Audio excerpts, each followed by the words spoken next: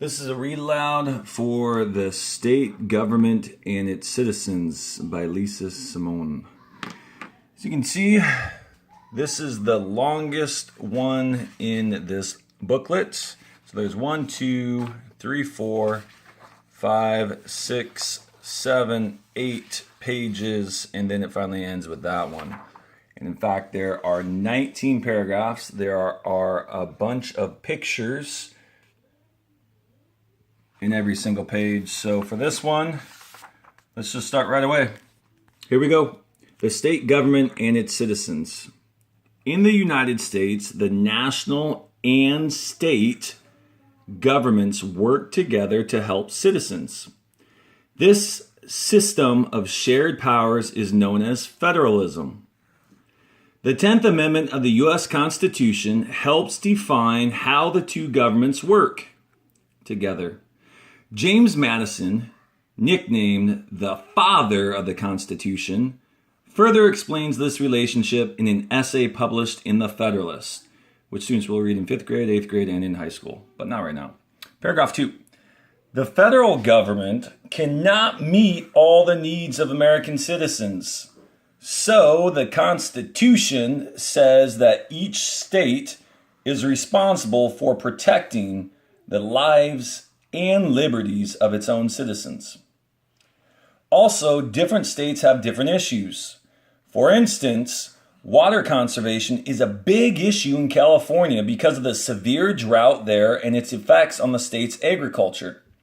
In Wisconsin, protecting livestock is a major concern because dairy farming is a major industry in that state. Each state government responds to the specific needs of its citizens. Before we go to the next page, there's a long quote by the father of the Constitution, James Madison, Federalist number 45. Since this reading is so long, you can just pause this and read it on your own. Let's go to the next page. You can see the three branches of government at the bottom. You have the executive branch, legislative branch, and judicial branch. And up here, just as stated in the previous paragraphs, you can say each state has their own needs. And it shows here in Montana, the issue is snow.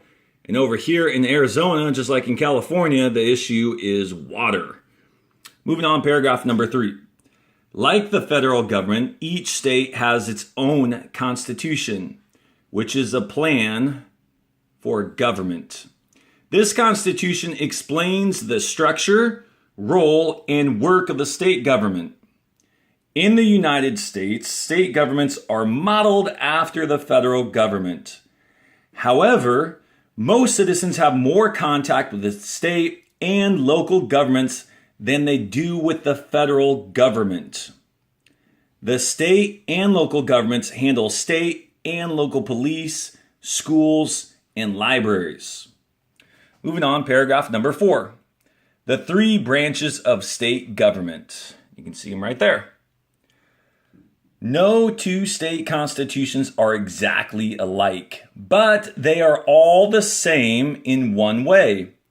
Each constitution divides the state government into three branches or sections. They are the legislative branch, the executive branch, and the judicial branch. And you can see a picture for each three. Executive, governor; legislative, lawmakers; judicial, we're thinking of the court system. And that's it for page 13. Moving on. Next 2 pages, paragraphs 5 through 9. And again, you can see pictures down there below. Definitely always check out the pictures and read the sentences below to help you understand what the picture is showing. Moving on, paragraph number 5. No one branch has more power than the other. By design, these different branches can keep the others from acting unfairly or gaining too much power. We call this system checks and balances. Paragraph 6. The state's legislative branch writes new laws and makes amendments or changes to old laws. This branch includes representatives and senators who are elected by voters. They serve for different lengths of time, depending on their state and its constitution. Each state level legislator works like the federal level legislative branch, the United States Congress. Paragraph 7. The state's executive branch carries out the laws passed by legislators. In state government, the governor, who is elected by popular vote, leads this branch. Other members of the executive branch include the governor's staff, the lieutenant governor, and the secretary of state. The governor sets a budget to decide how the state's money should be spent. The office of governor is similar to the office of president. See 2 pictures right down here below. Again, keyword, legislature, people making laws. Governor, people talking, are a person talking to the media. Moving on, next page. Page number 15. Paragraph 8. Before we read paragraph 8, you can see there's some information up top. Check it out. Moving on, paragraph number 8. Governors have a number of other responsibilities. A governor often attends important state events and ceremonies. She or he works to attract new businesses to the state by meeting with leaders from other states or countries. The governor also appoints officials to state agencies that work to improve life for the people of the state. State agencies oversee different areas such as the economy or education. Paragraph 9.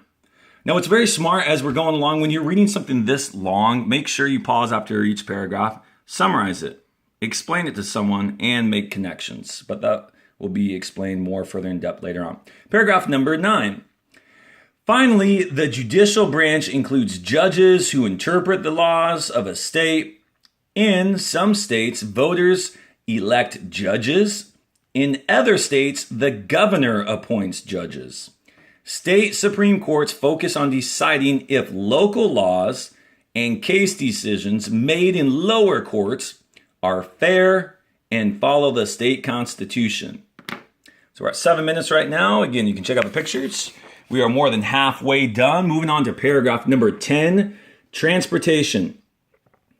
Government officials and agencies handle the infrastructure of states. And infrastructure is the base or foundation of a system. One part of a state's infrastructure is transportation. This means the state takes care of its own roads, highways, and public transportation. Roads, highways, and public transportation greatly affect a state's citizens. You pop out. Moving on, paragraph 11 is super long. And you can come down here and you can see roads are definitely a big factor. Paragraph 11. Highways, streets, and bridges and tunnels connect communities. It is the state government's responsibility to maintain them so that people can travel and transport goods safely. State workers build and maintain roads and highways. They also repair bridges and tunnels. States collect taxes, tolls, and other fees from citizens to help pay for this work. This is a critical responsibility of state governments. As Christopher Dodd, a former Connecticut state senator, said, quote, "America's highways, roads, bridges are an indispensable part of our lives. They link one end of our nation to the other. We use them each and every day for every conceivable purpose." End of quote. Popping out. That's it for page 16. Moving on, page 17, and you can see up here, there is an illustration. Check out the source. It's always important to know where the source is coming from. And you can see where money is being spent. And it looks like the largest, or one of the largest, because we have another one at 34%, is K through 12 education, which is the school system. Moving on, paragraph number 12. Notice there's a new topic. It's called public health and safety. So that's what the rest of these paragraphs are going to be about. Paragraph 12. The state government also protects the health and safety of its citizens. State governments run hospitals to care for sick people. State police patrol the highways to keep people safe. They also monitor the grounds of parks and other public spaces owned by the state. Paragraph 13, super short. If a child is missing, the state police can issue an Amber Alert. This tells all the police and reporters in a region that a child could be in danger. Everyone can work together to locate and return the child to safety. Paragraph 14, education. State governments are responsible for educating their citizens too. They work with cities and towns to set up school districts, which are run by local school boards. The state government gives school boards some of the money they need to hire teachers and purchase books and other materials. Most state governments fund about 50% of the money needed to run public schools. The rest comes from the federal and local governments. That's it for page 17. And we are almost finished. So here's the last two pages, pages 18, pages 19. You can see that topic continues. And then there's going to be a new one, emergencies and disasters. And then the last one is working together. Up top, here's the picture. You can see state universities like the University of California, Berkeley, left help students earn a college degree. Paragraph number 15. Most states also have state colleges. Here's your picture. And universities where students can seek a higher education. State schools are public institutions and often less expensive than private schools. Funds for education and health make up the largest part of most state budgets. Moving on. Next topic, emergencies and disasters. Paragraph 16. The state government also steps in after an emergency or disaster, such as a hurricane or a blizzard. Workers and volunteers rescue people who are trapped or injured. They assist with cleanup after a natural disaster too.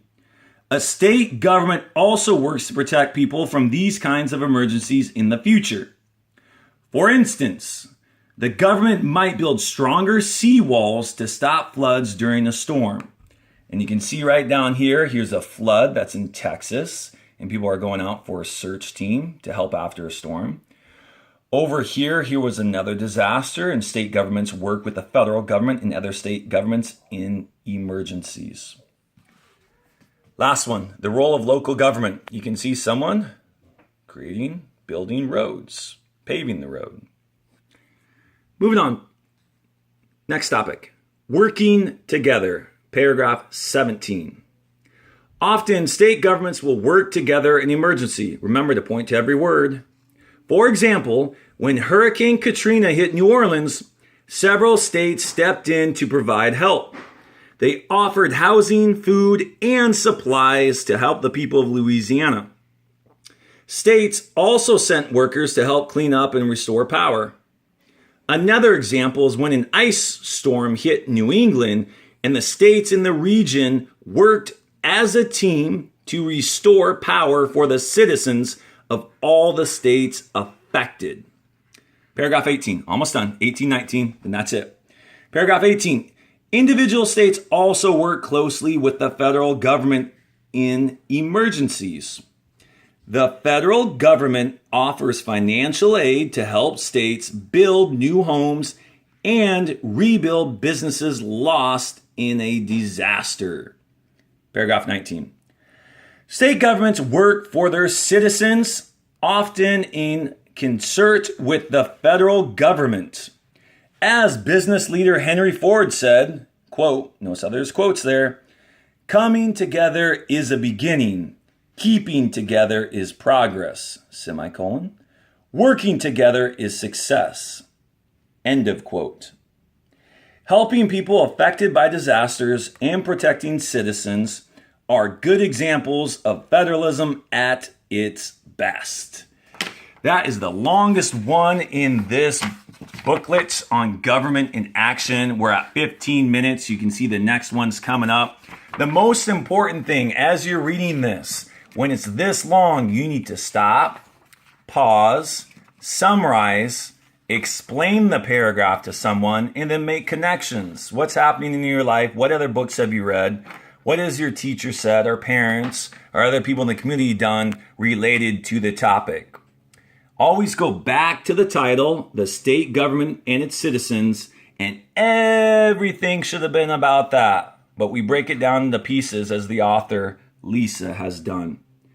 I recommend going back, reading this several times. You can pause, play it, read out loud on your own.